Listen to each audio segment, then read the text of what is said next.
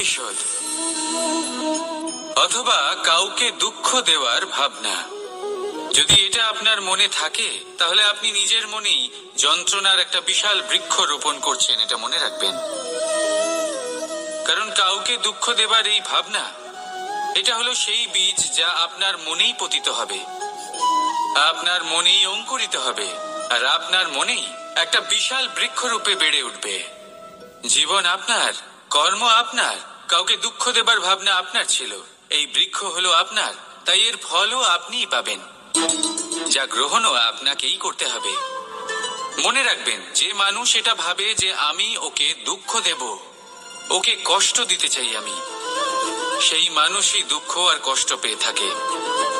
যদি সেই জায়গায় আপনি এটা ভাবেন যে আমি কাউকে সুখী করে তুলতে চাই, কাউকে সুখ প্রদান করতে চাই, তাহলে তারও বীজ আপনার মনেই রোপণ হবে, বৃক্ষে পরিণত হবে, যার ফলও আপনিই পাবেন। এখানে বিষয়টা হলো শুধু মানসিকতার চিন্তা, যা সত্য হয়ে আপনার সামনে আসে। তাহলে এই মানসিকতা শুভ করুন, সবার জন্য মঙ্গল কামনা করুন। অন্যের মনে আপনার জন্য ভালো চিন্তা থাকুক বা না থাকুক, আপনি সবার জন্য শুভ চিন্তা করে কর্ম করতে থাকুন, তাহলে আপনার সাথেও ভালোই হবে। তাহলে আসুন আর আমার সাথে ভালোবেসে বলুন, রাধা রাধা। সুখ আর অভিজ্ঞতা, এই দুই জীবনে একসাথে কখনোই আসে না। মনে রাখবেন, যেখানে সুখ থাকে সেখানে অভিজ্ঞতা থাকে না, আর যখন এই সুখ আমাদের জীবন থেকে দূরে চলে যায়, তখন আমাদের জীবনে আসে এই অভিজ্ঞতা।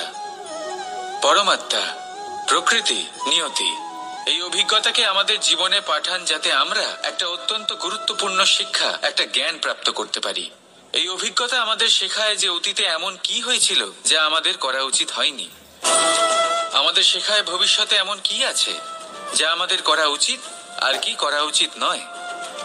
দেখতে গেলে এই অভিজ্ঞতা আমাদের সেই শিক্ষা দেয় যার জন্য আমরা সুখের দিকে উচিতভাবে অগ্রসর হতে পারি।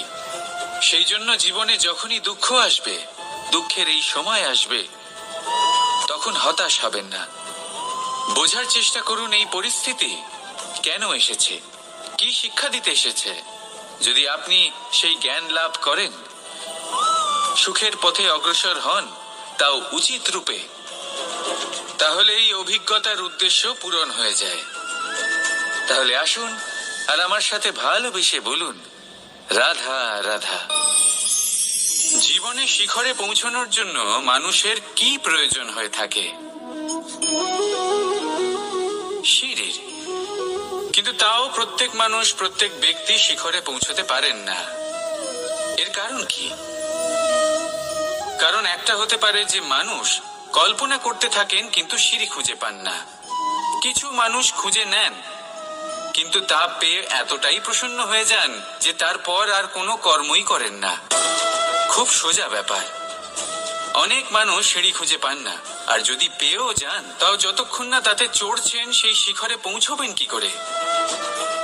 যতক্ষণ না আপনি পরিশ্রম করছেন, যতক্ষণ না সেই সিঁড়িতে আপনি চড়ছেন, যতক্ষণ না ক্লান্ত হচ্ছেন, আপনার পায়ে হাঁটুতে ব্যথা না হচ্ছে, ততক্ষণ এই শিখরে পৌঁছানোর সৌভাগ্য লাভ করতে পারবেন না। তাহলে কল্পনার সাথে কর্ম করুন, পরিকল্পনার সাথে পরিশ্রম করুন, সব কিছু পাবেন। আসুন আমার সাথে ভালোবেসে বলুন, রাধা রাধা। সমস্যা, কঠিন সময়, সংকট, বিপদ কার জীবনে নেই? প্রত্যেকের জীবনে আছে। কিন্তু আমাকে একটা কথা বলুন, যদি নৌকায় ঢেউকে ভয় পেতে শুরু করে, তাহলে সাগর পার করবে কে?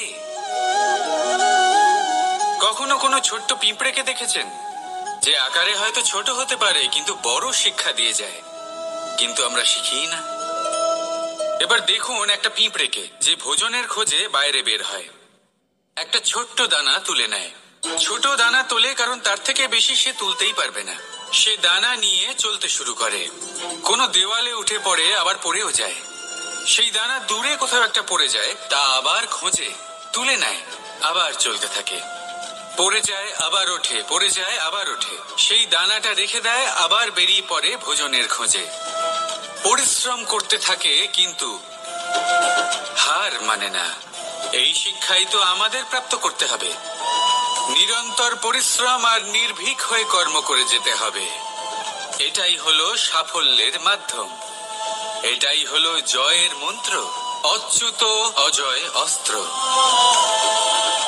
তাহলে আসুন আর আমার সাথে ভালোবেসে বলুন, রাধা রাধা।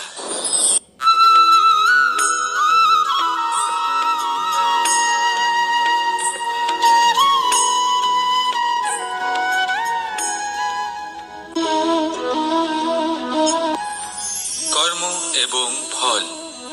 মানুষের স্বভাব হলো এটাই যে তিনি নিজের প্রত্যেক পরিশ্রমের প্রতিফল প্রার্থনা করেন। বেশিরভাগ সময় এই ফলাফলের চিন্তা করতে করতে, কল্পনা করতে করতে উনি কর্ম করতে থাকেন যে আমি এই কাজটা করলে এই ফল পাবো। সেই সব কল্পনা করতে থাকেন যা না তার হাতে আছে, না আছে অধিকার, আর না আছে নিয়ন্ত্রণ। উনি শুধু নিজের কর্ম করতে পারেন। উনি কি ফল পাবেন তা তার হাতে কখনোই নেই। তাই আপনিও শুধুমাত্র কর্ম করতে থাকুন, ফলের চিন্তা করবেন না। মনে রাখবেন, শিকড় এবং শাখা যেভাবে একে অপরের সাথে জড়িয়ে, সেইভাবেই একে অপরের সাথে জড়িয়ে কর্ম এবং ফল। যেরকম কর্ম আপনি করবেন সেরকম ফল আপনি অবশ্যই পাবেন। তাই এই ফলের আশায় কর্মের সময় কখনোই নষ্ট করবেন না, কারণ যে ব্যক্তি সময় নষ্ট করেন, সময় সেই ব্যক্তিকে অবশ্যই নষ্ট করে দেয়। কর্ম করুন নিঃস্বার্থভাবে, ফলের চিন্তা করবেন না, আর আমার সাথে ভালোবেসে বলুন, রাধা রাধা। কর্ম এবং ফল। দেখতে গেলে এই সমস্ত ব্রহ্মাণ্ড এই দুইয়ের মাঝেই স্থির হয়ে আছে।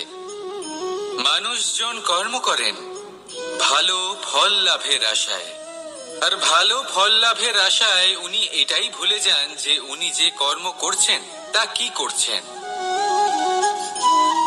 আমি বলেছিলাম কর্ম করুন ফলের চিন্তা না করে, কিন্তু কি কর্ম করছেন সেই বিষয়ে ভাবাটাও অত্যন্ত আবশ্যক। নয়তো অনেক সময় আমরা এমন কর্ম করে ফেলি যা না চাইতেও বিষে পরিণত হয়, যা হয়েছে দুঃশাসনের সাথে, দুর্যোধনের সাথে, গুরু দ্রোণের সাথে।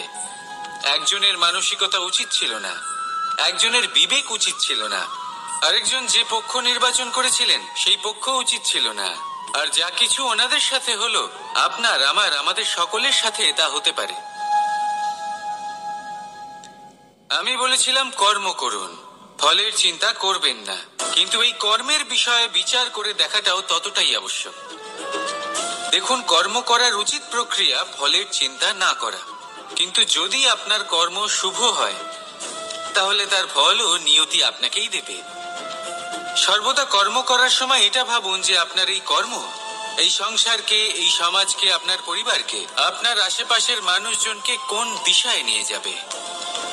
যদি এটা সবার জন্য মঙ্গলময় হয় তাহলে কর্ম করতে থাকুন।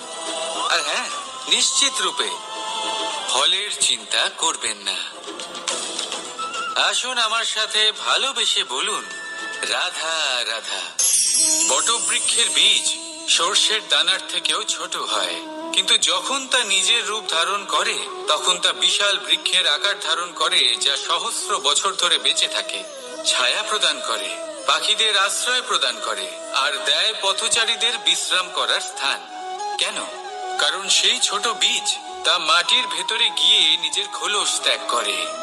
অন্ধকারে থাকে সে, যতই আলো আসুক না কেন, যতই বর্ষা আসুক না কেন, সব সহ্য করে। আর তারপরে একটা চারা গাছ অঙ্কুরিত হয়, তারপর ধীর গতিতে একটা বিশাল বৃক্ষতে পরিণত হয়। দেখুন, জীবনে কঠিন সময় আসে, এই জন্য নয় যে আপনি হার মেনে নেবেন, এই জন্য আসে যাতে আপনি ভবিষ্যৎ নির্মাণের জন্য নিজেকে তৈরি করতে পারেন। যদি কঠিন সময়ে আপনি ওই বীজের মতো দৃঢ় হয়ে থাকতে পারেন, তাহলে আপনিও একদিন সেই বিশাল বৃক্ষের মতো নিজের অস্তিত্ব গড়ে তুলতে পারবেন, যা সহস্র বছর পর্যন্ত মনে রাখা হবে। আসুন আমার সাথে ভালোবেসে বলুন, রাধা রাধা। এই ব্রহ্মাণ্ড কত বৃহৎ, তাই না? যার সম্মুখে এই পৃথিবীকেও একটা বিন্দুর মতো মনে হয়। আর এই পৃথিবীতে আমরা কে হই, আমাদের আকার কিরকম? আমাদের অস্তিত্বই বা কি? যখন আমরা এভাবে ভাবি তখন মনে হয় আমরা কিছুই নই। তা আমরা যখন কিছুই নই তাহলে আমরা এত চিন্তা করি কেন?